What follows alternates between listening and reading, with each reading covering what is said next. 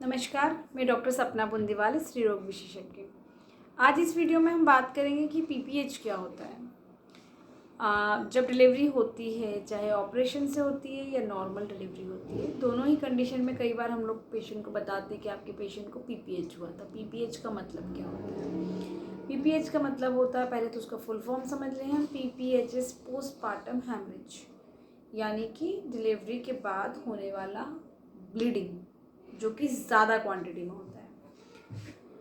Normal जो blood loss होता है वो जनरली 300 टू 400 ml होता है अगर सिजेरियन सेक्शन है, और नॉर्मल डिलीवरी है तो भी 250 ml to 300 ml normal delivery में ब्लड लॉस होता है। लेकिन अगर उससे ज़्यादा ब्लड लॉस होता है तो उसको हम पोस्टपार्टम हेमरेज बोलते हैं, यानी पीपीएच बोलते हैं। तो पहले हम ये समझ लें कि पीपीएच क्यों होता है। तो पीपीएच के कई कारण हो सकते हैं। जनरली ऐसा माना जाता है कि सबसे जो मोस्ट कॉमन कारण होता है वो रहता है कि आपकी जो बच्चेदानी होती है जनरली डिलीवरी होने के बाद संकुचित हो जाती है, यानी कॉन्ट्रैक्ट हो जाती है। जो साइज़ बड़ा था वो एकदम तुरंत कॉन्ट्रैक्ट होकर छोटा हो जाता है। अगर किसी पेशेंट को वो यूट्रस कॉन्ट्रैक्ट नहीं हुआ या संकुचित नहीं हुआ तो उसको बोलते हैं टोन नहीं आना, यानी कि प्रॉपर टोन यूट्रस की नहीं आई, जिसको एटोनिक बोलते हैं। तो मोस्ट कॉमन कॉज जो रहता है वो रहता है एटोनिक पीपीएच, यानी कि यूट्रस की टोन नहीं आने की वजह से बच्चेदानी या यूट्रस ढीला है। ढीला होने की वजह से ब्लड वेसल्स में जो ब्लड फ्लो है वो बहुत तेज़ी से आता है और बहुत ज़्यादा ब्लीडिंग होती है। अब जनरली यूट्रस की टोन जैसे ही बच्चा आउट होता है, डिलीवर होता है, वैसे ही यूट्रस कॉन्ट्रैक्ट हो जाता है और टोन आ जाती है ज़्यादातर पेशेंट में, लेकिन किसी किसी पेशेंट में टोन नहीं आ पाती है।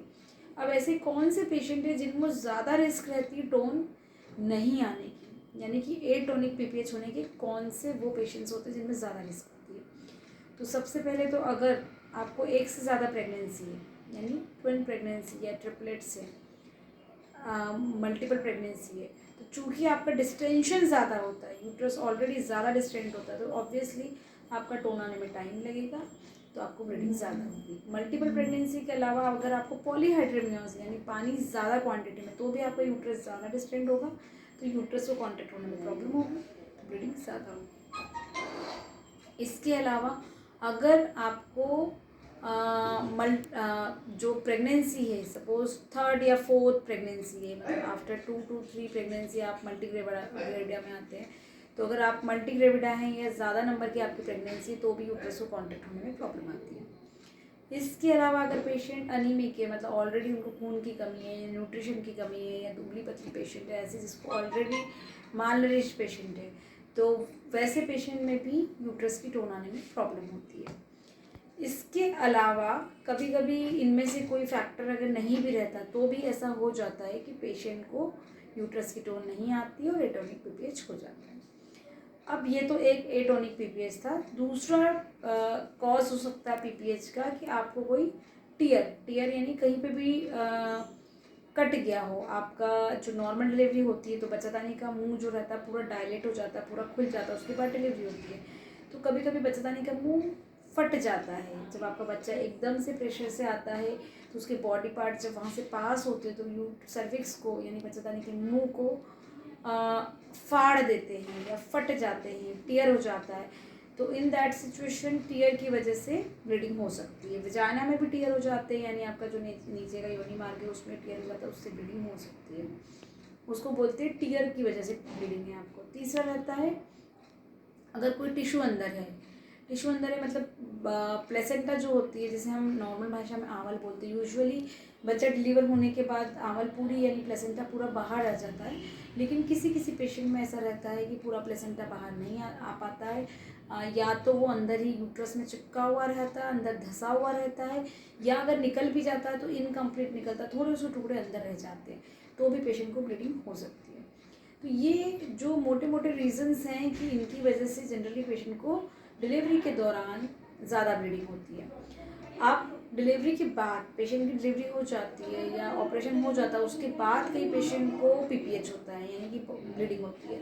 तो उसमें ज़्यादातर रीज़न यही रहता है कि आपकी टोन जो आ गई थी यूट्रस की, बाद में फिर टोन उसकी चली जाती है, तो सेकेंडरी पीपीएच हो जाता है पेशेंट को कि डिलीवरी के बाद टोन आ गई, फिर टोन आपकी चली गई, यानी वापस से यूट्रस जो है फ्लैबी हो गया एकदम, तो ढीला हो गया, तो फिर उसमें से ब्लड लॉस होने लगता है, उसको सेकेंडरी पीपीएच बोलते हैं हम। तो ऐसा भी कई पेशेंट्स में होता है। अगर आपका ब्लड प्रेशर बढ़ा हुआ है स्पेशली, तो ब्लड प्रेशर के पेशेंट में भी पीपीएच होने के चांसेस रहते हैं। अब जनरली हम लोग करते क्या हैं, अगर पीपीएच हुआ है तो हम लोग का एम रहता है, उद्देश्य रहता है कि हमें फटाफट उस ब्लीडिंग को रोकना है, यूट्रस की टोन को रिगेन करना है, या यूट्रस की टोन अचीव करना है हमें कि प्रॉपर टोन आ जाए और ब्लीडिंग बंद हो जाए। तो ब्लीडिंग बंद करने के लिए, टोन के लिए हमारे पास मेडिकेशंस होते हैं, इंजेक्शंस होते हैं, वो देते हैं, जितनी भी प्रकार की मेडिकेशंस होते हैं वो सब देते हैं। यूट्रस की मसाज करते हैं और बेबी को ब्रेस्ट फीड करवाते हैं, निप्पल स्टिमुलेशंस करते हैं। ये सारे हम चीज़ें करते हैं जिससे कि यूट्रस में टोन आ जाए, यूट्रस को कॉन्ट्रैक्ट करने के लिए। अगर टीयर होता है कहीं पे, यानी कटा हुआ है, तो उसको हम स्टिच करते हैं, या कोई टिश्यू अंदर रह गया है, टुकड़े अंदर रह गए आवल के, तो उसको हम निकालते हैं। तो इस तरह से हम पीपीएच को बहुत ही मैनेज करने के लिए कोशिश करते हैं, क्योंकि ये बहुत ही ख़तरनाक कंडीशन है। पीपीएच अगर किसी पेशेंट को होता है, बहुत ब्लीडिंग होती है, तो उसको इमीडिएटली ब्लीडिंग को स्टॉप करना बहुत बहुत बहुत इंपॉर्टेंट होता है। और अगर किसी पेशेंट को ऑलरेडी खून की कमी है तो ये और भी जानलेवा साबित हो सकता है। इसलिए हमारा उद्देश्य होता है कि अगर पेशेंट डिलीवरी में है तो उसको अनीमिया नहीं होना चाहिए, खून की कमी नहीं होना चाहिए, क्योंकि अगर बाई चांस पेशेंट पीपीएच में चली गई तो पेशेंट उतना ब्लड लॉस बियर नहीं कर पाएंगे। तो इसलिए पीपीएच को मैनेज और इमीडिएट मैनेज करना बहुत इंपॉर्टेंट होता है, बहुत स्ट्रेसफुल भी होता है। इन दैट सिचुएशन हम लोग ब्लड मंगवाने के लिए भी पेशेंट को इमीडिएटली बोलते हैं, अटेंडर्स को, कि आप ब्लड का अरेंजमेंट कर लें, क्योंकि जो ब्लड लॉस हुआ है उसको हमको पेशेंट को वापस देना होगा। लेकिन पीपीएच अपने आप में एक मतलब डेंजरस सिचुएशन है, जो कभी कभी जानलेवा भी हो सकती है पेशेंट के लिए।